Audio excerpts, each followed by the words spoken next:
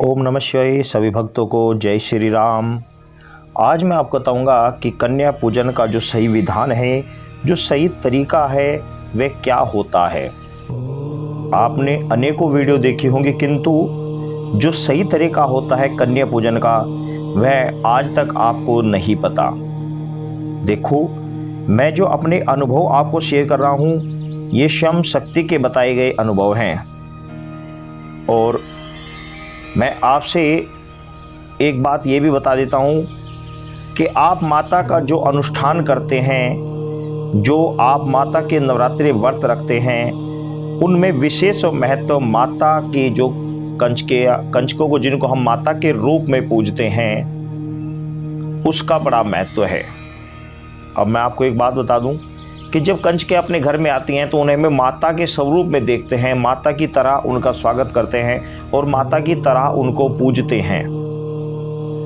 इसमें कई ऐसे फैक्ट्स हैं जो मैं आपको बताऊंगा, आप सोचने पर मजबूर हो जाओगे कि हाँ, हमारे से ये त्रुटि हो रही थी। आप चाहें कितनी भी श्रद्धा भाव और लगन से आप माता के नवरात्रि करें, परंतु यदि आप कंचकों को जिमाते समय, यानी माता के स्वरूप को जिमाते समय यदि कुछ त्रुटि कर गए, जो गलतियां मैं बताऊंगा, उन गलतियों को यदि आप कर रहे हैं तो आपके व्रतों में पूर्ण फल आपको नहीं मिल सकता। अब वो फैक्ट्स क्या होते हैं वो मैं आपको बताऊंगा, आप ध्यान से समझ लेना।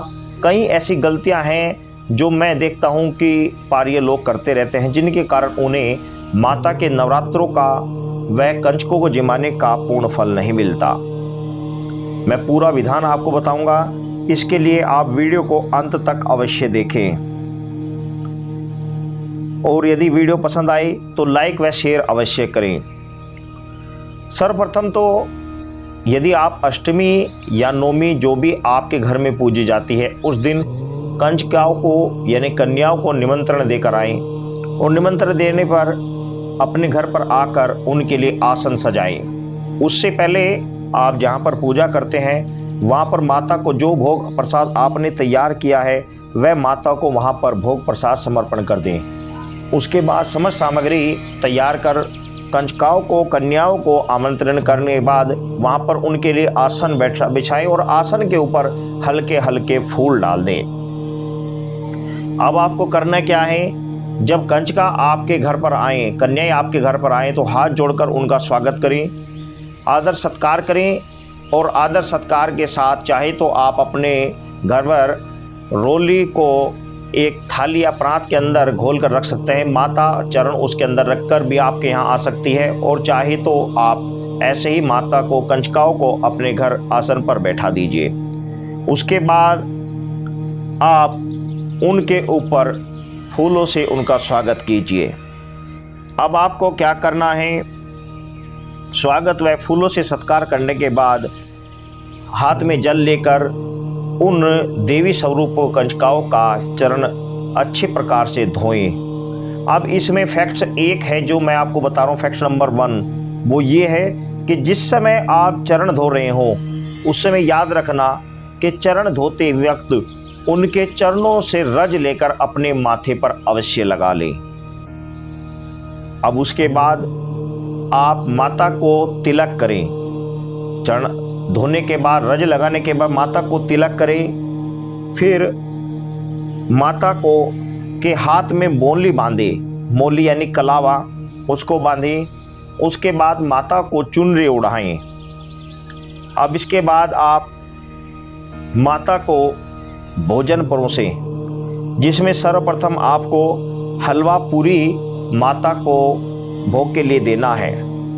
फिर चने का भोग देकर बाकी जो सारा प्रसाद आपने बनाया है वह सारा प्रसाद माता को भोग लगाने के लिए दें। उसके बाद फल और या आपने जो नारियल आपके पास है, उस नारियल को खोलकर उसका प्रसाद और फल आप माता को भेंट करें। इसके साथ ही माता के रूप में जो कंचके आपके घर आई है, उनको कोई ना कोई गिफ्ट अवश्य दें। फैक्ट नंबर 2 जो ध्यान रखने योग्य बातें होती है वो ये है कि जो भी आप भेंट दें वो ऐसी दें जिससे बच्चे खुश हो जाएं। जो कंचके आपके घर आई है वो खुश हो जाएं।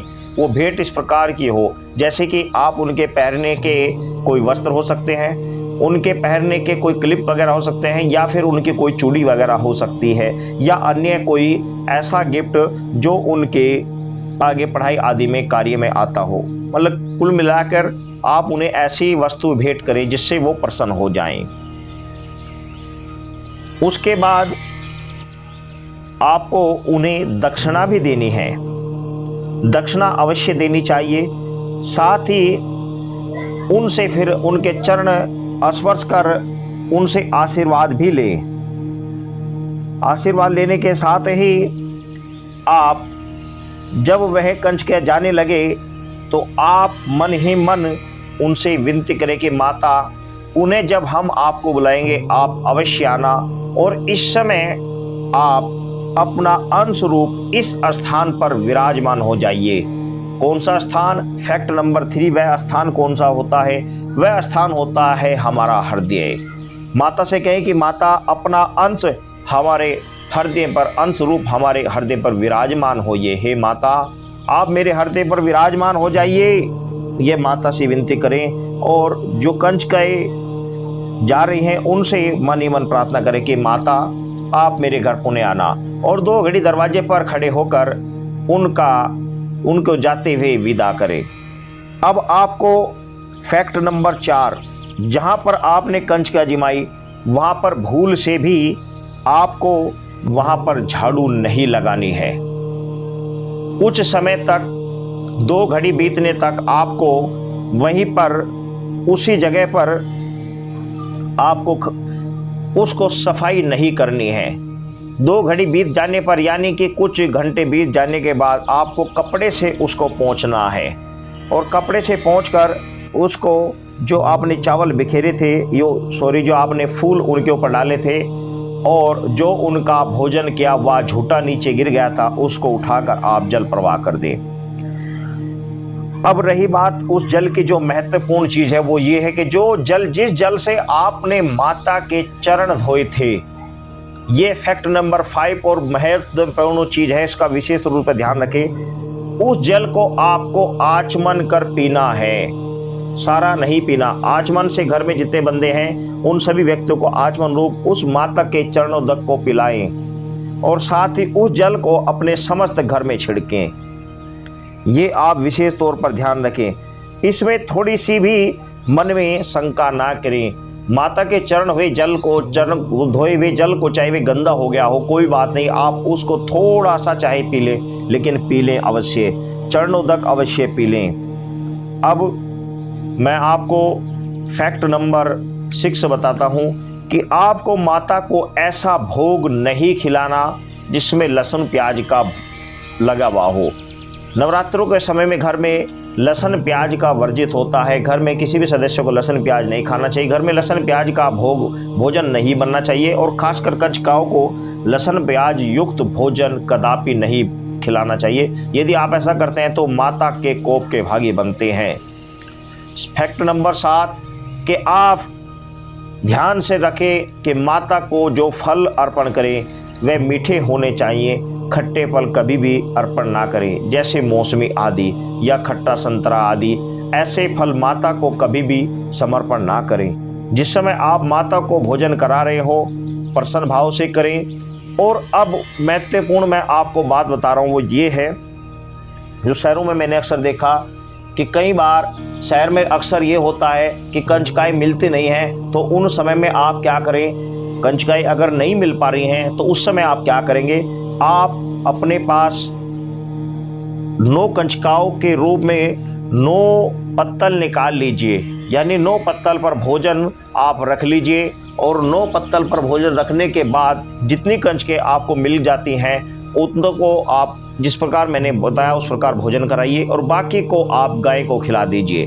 देखें, इसमें कंजूसी ना करें। ऐसा ना करें कि 2-2 पूरी रखी और हलवा रखा और 9 जगह रखकर आप गाय को खिलाए। नहीं, आप जो 9 कंचकाओं को भोजन कराना था उतना भोजन गाय को समर्पण कर आए, तो आपका 9 कंचकाओं को जिमाने का ये जो आपका नियम है पूर्ण हो जाएगा। साथ ही एक बात और विशेष मैं आपको बता दे रहा हूँ कि चुनरी जो आप चढ़ाते हैं वह उनमें एक चुनरी यदि काली है तो उत्तम है, नहीं है तो कोई बात नहीं, एक चुनरी काली ले सकते हैं। और एक बात और ध्यान रखना कि 9 कंचकाओं के साथ में एक बालक को भी अवश्य बैठाएं, जिसे भैरव रूप में पूजा जाता है।